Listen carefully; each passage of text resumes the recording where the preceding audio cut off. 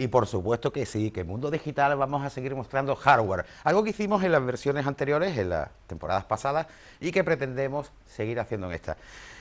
¿Cuál es la parte más importante de un ordenador? ¿Por dónde empezarían a construirlo? Aparte de la caja, evidentemente, que es donde se ubica. Pues con la placa base. Y vamos a comenzar precisamente en esta temporada hablándoles de placa base, pero no de cualquiera.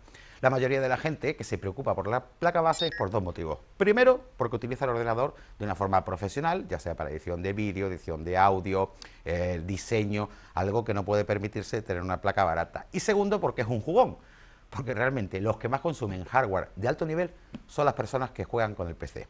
Pensando en eso, hemos seleccionado una placa que, aunque la marca no es de las, vamos a llamarlas punteras, es la hermanita pequeña de una de las más conocidas, como es el tope de gama de esa marca, es una placa que no tiene desperdicio. Ya el nombre, para los jugadores le dirá algo: Fatality, o sea, fatalidad. Una placa que le llaman fatalidad por la potencia, prestaciones y características que tiene, que son un montón. Tantas que voy a explicarles a grosso modo de lo que va la placa y con más detalle dentro de un momentito. La placa, por supuesto, incorpora sus manuales, todas las características, la chapa. Esta chapa, que viene aquí dentro, es la que se suele colocar en la parte trasera del PC cuando cambiamos una placa base, porque aquí están las perforaciones para absolutamente todos los conectores que lleva en placa. No sirve de una a otra. Si van a cambiar la placa, verán como en la caja siempre va a venir esta laminita, habitualmente de aluminio, en la que se coloca en la parte trasera del ordenador. Bueno, vamos a cerrarla.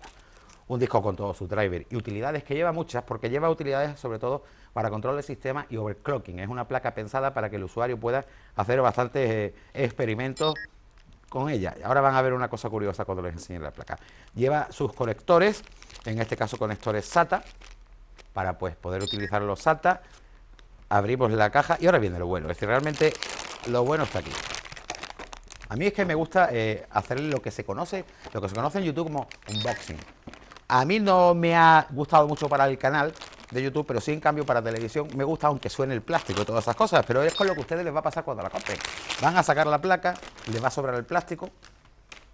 Si giramos la placa, le tenemos que quitar, evidentemente, el fan que lleva aquí, pero fíjense en un detalle.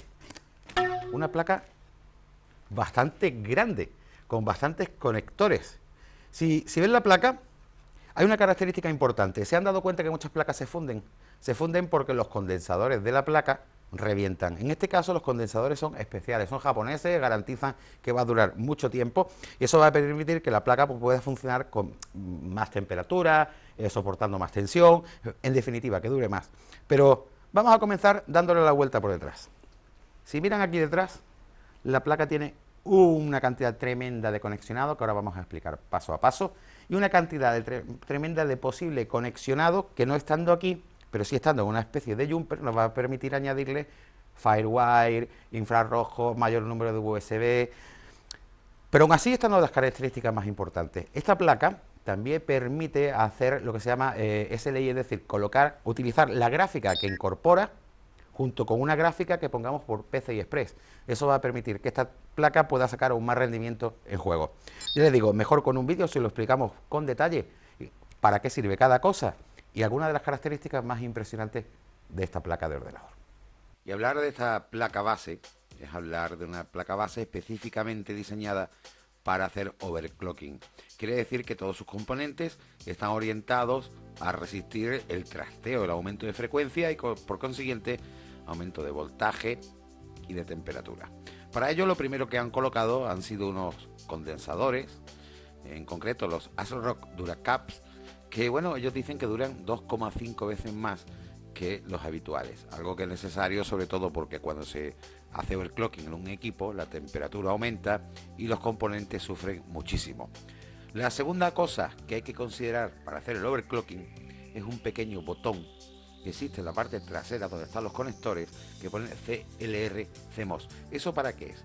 Eso es porque cuando nosotros cambiemos el BIOS de esta placa, que por cierto es UEFI, es decir, se hace con el ratón, cuando cambiemos los parámetros de frecuencia y de voltajes del sistema, puede ser que lleguemos a bloquearla o hacer que no arranque. Eso es porque cuando la placa arranca y lee esos valores, pues sencillamente se niega. Bien, pulsando el botón CLR CMOS se borra automáticamente toda esa configuración que hemos hecho en la BIOS y se asume la configuración por defecto, con lo cual pues podrá volver a funcionar. Además, si vemos que algo está pasando, algo extraño, siempre podemos recurrir a ese botón. Equivaldría a retirar la pila y hacer un puente para borrar la BIOS. Aquí solo con este botón. Pero tiene más cosas orientadas a ese posible problema que puede provocar hacer el overclocking. Es un pequeño reloj, parece un reloj, tiene 2 dígitos y en él lo que va a aparecer es un número, un código.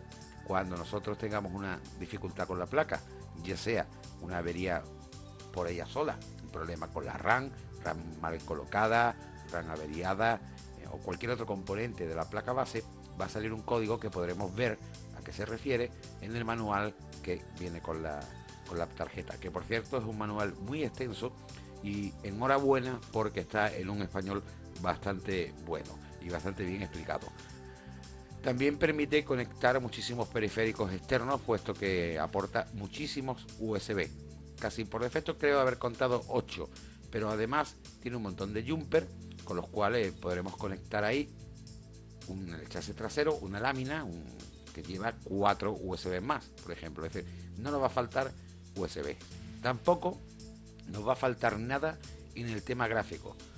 No solo han pensado en colocar una integrada que tiene una memoria pues casi de 2 gigas compartida, sino que además han pensado en colocar todas las salidas de vídeo posibles que nos pueden hacer falta. Si miramos en la parte trasera, vamos a encontrarnos la típica salida de RGB, la de DVI, ya hablamos de digital, y la de HDMI, digital con audio incluido. Bien, podemos elegir cualquier tipo de salida, pero si la configuración que tiene no nos conviene, siempre podemos recurrir a instalar una PCI Express. Ya saben que ahí pueden elegir cualquier gráfica, con cualquier tipo de memoria dedicada, con las prestaciones que queramos y con un presupuesto pues desde 30 a 300 o más, o muchísimos más euros. O dólares también, ¿por qué no? La cuestión es que, claro, ahora están diciendo muy bien, y si yo les necesito poner una tarjeta dedicada en PCI Express, pierdo la que integra la placa base. Pues tampoco, porque estos señores de ASRock han pensado en una tecnología que se llama Virtu Universal MVP. Eso lo que hace es poder unir la potencia y la señal gráfica de la tarjeta que viene integrada en la placa más la tarjeta que deseemos colocar en el PCI Express. Eso suena un poco a SLI, ¿sabes? El concepto de poder unir varias tarjetas gráficas. La diferencia es que lo hace con la integrada de la placa base también. Y además no tiene ninguna limitación en la marca, el procesador o la GPU o la tarjeta gráfica, algo que en el caso de SLI sí que ocurre. Otro problema que soluciona para los que disfrutan jugando con el ordenador es un problema de ruptura de la imagen. Nos habremos dado cuenta en alguna ocasión que cuando hacemos un desplazamiento de izquierda a derecha o de derecha a izquierda, la imagen se parte.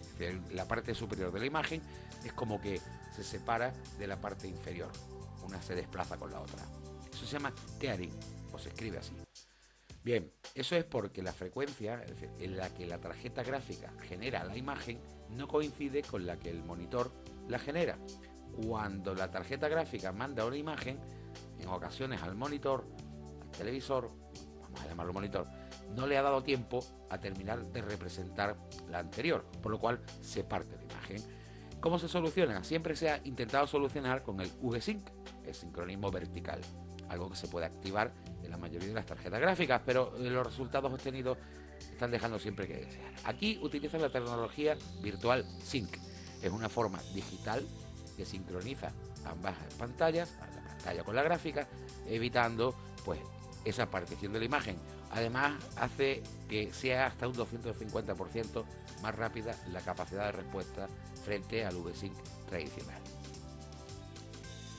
No tenemos que olvidar tampoco en esta tarjeta la cantidad de conexiones que tiene para audio, en este caso 7.1, y con conexión desde luego también digital, aparte de todas las salidas analógicas en mini jack. Soporta Intel hasta i7, soporta la memoria hasta 2800 DDR3 y overclocking, todavía se puede superar esa barrera, y 32 GB de RAM. Tenemos por lo tanto bastantes márgenes para alimentar la gráfica integrada y poder tirar de un sistema pues increíble, porque 32 GB de RAM me parece que es excesivo. Pero bueno, si se puede colocar, ¿por qué no? Y otro parámetro que quería comentar antes de acabar, porque son muchísimos, es el deshumidificador. Está claro que la humedad es el peor enemigo de la electrónica. Bueno, pues esta placa hace un proceso ella sola, de modo desatendido, y es que ella se enciende, elimina la humedad que hay dentro de la caja y vuelve a estar en reposo. ¿Eso qué permite? Bueno, pues que en definitiva, entre los condensadores que aguantan más, el sistema de alimentación, que no lo he comentado y lo digo en un segundo, 8 más 4, esas son las fases de alimentación, la forma en la que gestiona la electricidad, la placa base.